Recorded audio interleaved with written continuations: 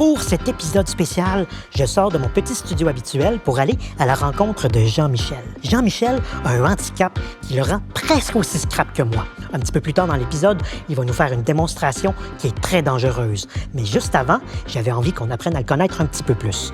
Alors bienvenue à Tutoriel avec Michel, le talk show.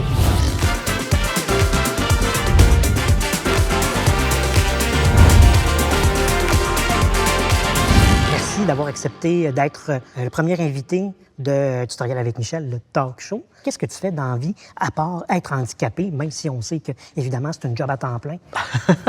Ce que je fais, c'est, dans le fond, je suis technicien de la faune, principalement. Donc, ma job, en tant que tel, normalement, c'est d'aller dans le bois, puis d'écouter les chants d'oiseaux. Puis sinon, je fais aussi là, beaucoup d'interprétations auprès des jeunes ou auprès du public sur la nature en général. C'est ce Mais que technicien je fais, de la faune, là, tu vas pas te battre avec des tigres, là? Non. Le plus que je peux me battre, c'est un écureuil roux, mettons. Ah ouais, ça peut être violent quand même. Ouais, c'est quand même assez dangereux. Faut faire attention. Tu as un spina bifida. Spina, qui est un dérivé du mot anglais spinach. Donc, tu aimes beaucoup les épinards, c'est ça? Non, c'est pas exactement ça. C'est pas ça? Non. Spina, c'est plus spinal, comme la colonne vertébrale. OK. Ouais, c'est ça. Ah, c'est ça. Je m'excuse, c'est plate que j'aille pas de recherchiste. J'aurais pu les renvoyer. Mais ça, tu me disais, spina bifida, peut-être spinach beefsteak, ça sonne peut-être comme le nom d'un bon repas en latin. Pour vrai, me partir à un restaurant, je pense que... Tu l'appellerais comme ça? Oui, je l'appellerais comme ça. Grosso modo, là, c'est une atteinte à la colonne vertébrale. OK. Donc, on a plusieurs vertèbres, là, les espèces de disques qu'on a là, dans la colonne vertébrale. Ouais. Puis moi, dans le fond, la L5, c'est la lombaire 5. Là. OK. Donc, en partant d'en bas, compte 1, 2, 3, 4, 5, était mal formée, était comme ouverte. Donc, les nerfs faisaient comme une boule. J'avais une boule de nerfs dans le dos. Puis je pense que les conséquences de ça, c'est que tu sens pas tes pieds. Je sens pas mes pieds, mais tu sais, c'est plus complexe que ça. Je sens pas l'extérieur à partir de mes genoux, l'extérieur de mes mollets. Mais je trouve ça un petit peu particulier parce que toi, tu sens pas tes pieds puis tu marches. Ouais.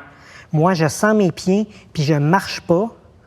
Donc, si je comprends bien, les pieds, ça n'a pas rapport avec la marche. Non, pas vraiment, non. Pas vraiment. Non. C'est quoi la joke que tu réponds quand on te demande qu'est-ce que tu as dans la vie? Souvent, moi, ce que je réponds pour mettre, partir bien les choses, là, je réponds que ma sœur m'a poussé des marches quand j'étais jeune. Ah, ta sœur t'a poussé dans les mains. J'ai pas pensé, mais je devrais dire ça. Moi aussi, j'ai une sœur. Oui, bien, mettre la faute sur sa sœur, c'est tout le temps une bonne idée. C'est tout le temps une excellente idée. On salue nos sœurs qui nous regardent présentement. Avec ton handicap, tu te déplaces avec des bâtons de marche Oui. qui sont juste à côté de toi, justement, qu'on peut les voir. C'est-tu considéré comme un équipement orthopédique ou c'est toi qui as choisi ça? Non, ben en fait, j'en avais pas quand j'étais plus jeune puis ado, OK. à cause d'ego. Oui, je comprends ça. Mais à un moment donné, c'est devenu nécessaire. Là. Ça fait pas trop longtemps que je les ai, mais non, c'est pas considéré comme un équipement orthopédique. Ça t'est sûrement déjà arrivé d'aller dans un magasin de plein air Oui. avec tes bâtons? Oui. Parce que les vendeurs te regardent, genre, « Hey, lui, il prend ça vraiment au sérieux, là. » Non, il n'y a pas vraiment de commentaire. Puis il n'y a personne qui m'a arrêté à la porte comme de quoi, tu sais, tu voles des bâtons. Ça m'est jamais arrivé non plus. Fait que c'est quand même pas pire. Ben, on se croise les doigts pour que ça continue comme ça. Oui, c'est ça, exactement. Si je comprends bien, t'as toujours l'air d'être en randonnée partout où tu vas. Exactement. Tu vas acheter des patates à l'épicerie, t'es en randonnée. Oui. Je sors de l'épicerie, je suis épuisé comme si j'avais monté le Mont Everest. Tu sais, sur les applications de rencontres, là, sur Tinder, là, ils trippent tout sur la randonnée, tu dois être populaire comme... Ouais, ben en fait, j'ai jamais vraiment essayé. Non, mais... t'as jamais... Non. As-tu une blonde? Ben oui, j'ai une blonde. T'as un handicap et t'as une blonde. Oui. T'as peu, juste pour que je comprenne bien, là. La fille que t'appelles ta blonde, es-tu au courant que c'est ta blonde ou c'est juste toi qui l'appelles de même? Au courant qu'on s'entende, puis elle n'a pas de revenus pour être ma blonde. OK. Es-tu aveugle?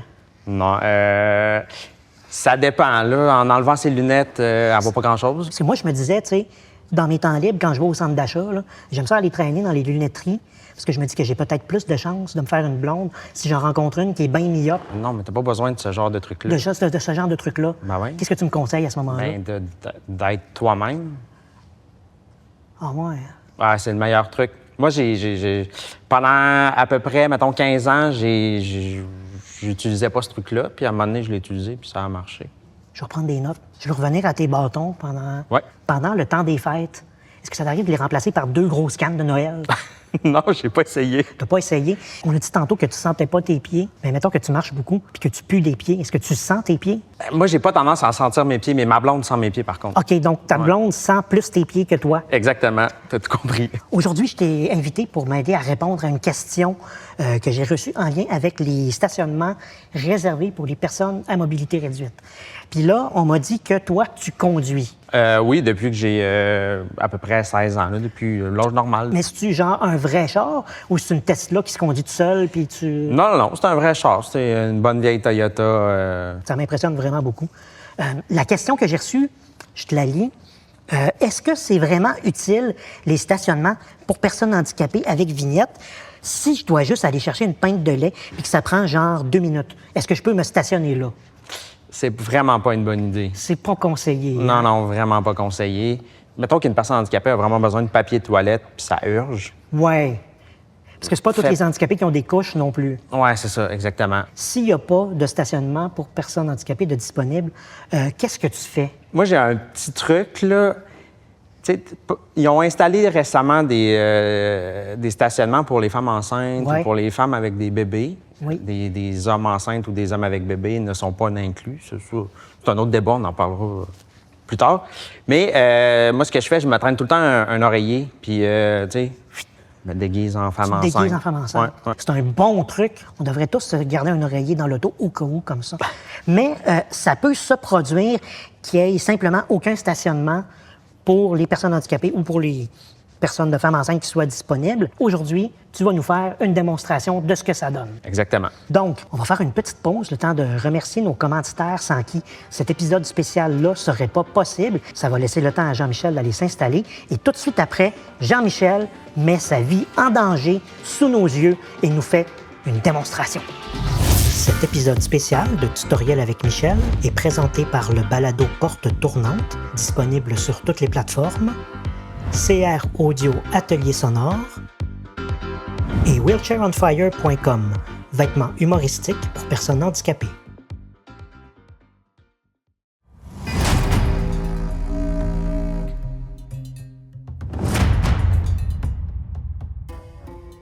On est de retour.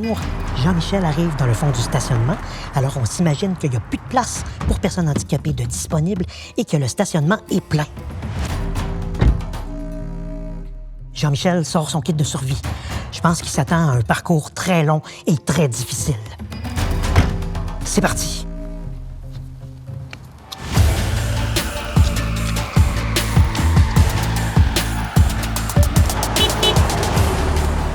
C'est important de préciser, ne répétez surtout pas l'expérience à la maison. Jean-Michel est un handicapé professionnel.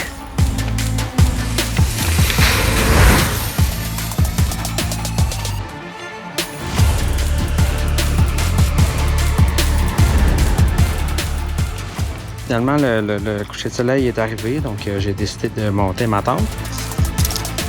Je me suis trouvé un raccourci là, dans le bois, mais j'avais un peu peur, là, fait que j'ai monté ma tente dans le stationnement, puis on va prendre un raccourci en plein jour. C'est bon, on va être correct, Dino.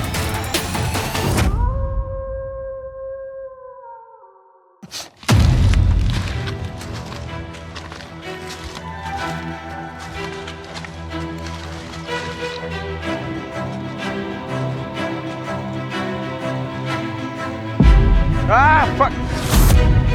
Jean-Michel est tombé. Je vais appeler l'équipe de tournage qui est avec lui. Oui, Michel. Oui, Philippe, ça va être très important de ne pas l'aider.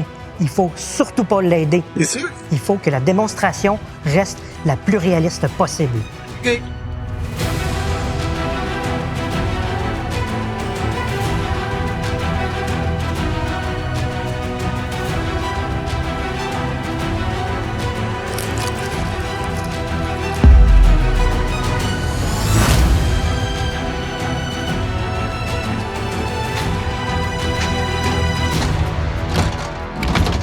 C'est fermé. Ça a pris trop de temps. Ah, tabarnak! Ouais. Ouais, Jean-Michel? Ouais. Ouais. Je t'appellerai pas de transport adapté parce que ça va prendre 2 jours, mais veux-tu que je t'appelle un taxi pour retourner à ton char? Ouais, un taxi, ouais. OK, c'est bon, je vais faire ça. Bye. Pour répondre à la question, oui, c'est important de respecter les stationnements réservés pour personnes handicapées. D'ailleurs, la prochaine fois que vous allez voir quelqu'un avec des bâtons de marche, même en forêt, ben dites-vous que c'est peut-être juste un handicapé qui a été obligé de se stationner plus loin parce qu'il restait plus de place de disponible. Moi, je vous dis à bientôt dans une prochaine vidéo. N'oubliez pas de partager et j'appelle un taxi à Jean-Michel.